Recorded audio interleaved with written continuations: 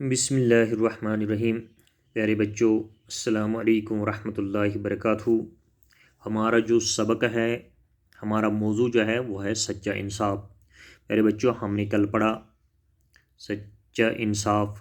اس میں ہم نے دیکھا کہ مسلمانوں کا ایک خلیفہ تھا جس کا نام تھا حضرت عمر رضی اللہ تعالیٰ عنہ، تو وہ اپنے فرائض سے خوب واقف تھے،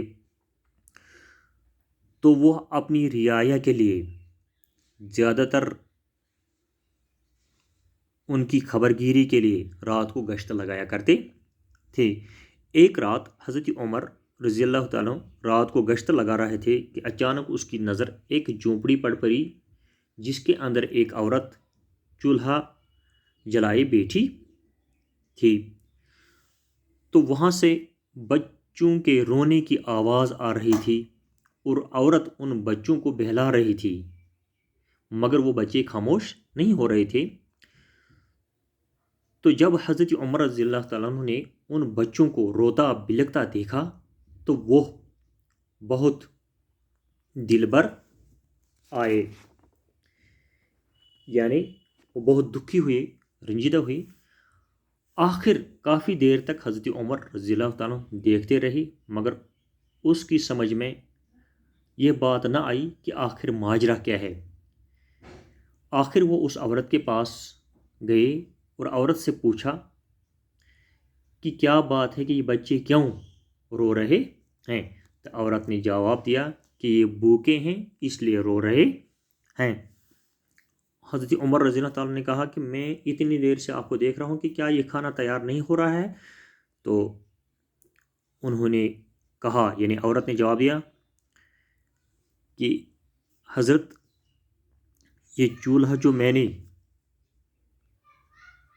جلایا، چولہے پہ جو ہونڈی رکھی ہے اس میں کچھ نہیں ہے، یہ میں نے بچوں کو بہلانے کے لیے رکھی ہے، اس میں صرف پانی ہے، اور میں سوچ رہی ہوں کہ اسی طرح ان کو میں کہہ رہی ہوں کہ یہ ابھی تیار ہو جائے گا، ابھی تیار ہو جائے، تاکہ ان کو نیند آ جائے اور یہ سو جائے۔ یعنی مطلب کہ اس ہونڈی میں کچھ ہی نہیں تھا، لیکن یہ اس نے اس میں پانی رکھا تھا اور نیچے سے آگ جلایا تھا تاکہ یہ بچے جو ہیں یہ اسی کو دیکھتے دیکھتے ان کو نیند آ جائے اور سو جائے، یعنی اس کے پاس کچھ نہیں تھا۔ جب حضرت عمر رضی اللہ تعالیٰ نے یہ معاملہ دیکھا تو حضرت عمر نے دیکھا تو واقعی ہانڈی میں صرف پانی اور کچھ کنکریاں تھے۔ تو حضرت عمر نے دیکھا اس ہانڈی میں، تو ہانڈی میں صرف کیا تھا؟ صرف پانی اور کچھ کنکریاں تھی۔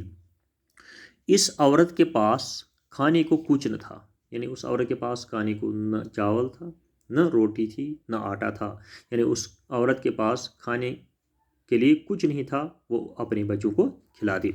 بچے بھوک سے بے حال ہو رہے تھے، یعنی بچے بھوکے تھے، بے حال ہو رہے تھے۔ ان کی تسلی کے لیے عورت نے چولہا جلا کر ہانڈی میں پانی اور کنکریاں ڈال دی تھی، اور ان کو تسلی دینے کے لیے، بہرحال ماں ہوتی ہے، ان کو تسلی دینے کے لیے اس عورت نے ہانڈی میں پانی اور کنکریاں ڈالی تھی تاکہ بچے دیکھیں کہ ابھی کھانا تیار ہو جائے گا تو ان کو تسلی لگ جائے گا، تاکہ بچے یہ سمجھیں کہ کھانا پک رہا ہے، تاکہ بچے سمجھیں کہ یہ کھانا پک رہا ہے، ابھی تیار ہو جائے گا۔ عورت بیوہ تھی، بچے یتیم تھے، گھر میں کمانے والا کوئی نہ تھا۔ عورت بیوہ تھی، بیوہ عورت اس کو کہتے ہیں جس کا خاندار مر چکا ہوگا۔ تو بچے یتیم تھے، تو بچے یہ بچے جو اس کے تھے یہ یتیم تھے، یعنی ان کا باپ تو مر گیا تھا، گھر میں کمانے والا کوئی نہیں تھا۔ بیت المال سے بھی کوئی وظیفہ مقرر نہیں ہوا تھا۔ بیت المال ہوتا ہے، اسلام کے اندر ایک بیت المال ہوتا ہے جو غریبوں کے لیے ہوتا ہے۔ مسلمان لوگ اپنی زکوٰۃ، اپنے صدقات دیتے ہیں بیت المال کو، پھر بیت المال والے ان غریبوں، مسکینوں، محتاجوں کو دیا کرتے ہیں۔ تو بیت المال سے بھی اس عورت کو کوئی وظیفہ نہیں ملا تھا، نہ کوئی وظیفہ مقرر ہوا تھا اس کے لیے۔ آپ نے درد بھرے لہجے میں کہا، مائی، خلیفہ کو تم نے اطلاع کیوں نہیں دی؟ تو حضرت عمر رضی اللہ تعالیٰ عنہ نے اس سے کہا، اس عورت سے، مائی، آپ نے خلیفہ کو کیوں نہیں اطلاع دی کہ میرا خاندان جو ہے وہ مر چکا ہے اور میرے بچے جو ہیں یہ یتیم ہیں، ہمیں کھانے کے لیے کچھ نہیں ہے، آپ نے وقت کے خلیفہ کو کیوں نہیں اطلاع دی؟ عورت نے جواب دیا، میرے اور عمر کے درمیان اللہ فیصلہ کرے گا۔ عورت نے جواب دیا کہ میرے اور عمر کے درمیان اللہ فیصلہ کرے گا، کیوں؟ میں ان سے کیوں کہوں گی؟ ان کا فرض ہے کہ وہ اپنی رعایا کی خبر گیری کریں۔ اس نے کہا کہ میرے اور حضرت عمر کے درمیان اللہ فیصلہ کرے گا، میں کیوں حضرت عمر رضی اللہ عنہ سے کہوں کہ میرے پاس کھانے کے لیے کچھ نہیں ہے، بلکہ یہ ان کا فرض ہے کہ وہ اپنی رعایا کی خبر گیری کریں۔ دیکھو یہ تھا انصاف کا دور، یعنی عورت کہہ رہی ہیں کہ یہ حضرت عمر کا فرض ہے کہ وہ دیکھیں کہ کس عورت کے پاس یا کس گھر میں چولہا نہیں جل رہا ہے، کس کو کھانے کے لیے کچھ نہیں۔ آج جو بادشاہ لوگ ہیں، آج جو بیٹھے ہوئے ہیں کرسیوں پہ، وہ غریبوں کی ہی جو غریبوں کے پاس ہے اسی کو لوٹ رہے ہیں اور وہاں سے کچھ نہیں دے رہے۔ تو اس نے کہا کہ یہ اس کا فرض ہے، ان کا فرض ہے کہ وہ اپنی رعایا کی خبر گیری لیں۔ اگر وہ اپنا فرض پورا نہیں کر سکتے تو ان کو خلیفہ بننے کا کیا حق ہے؟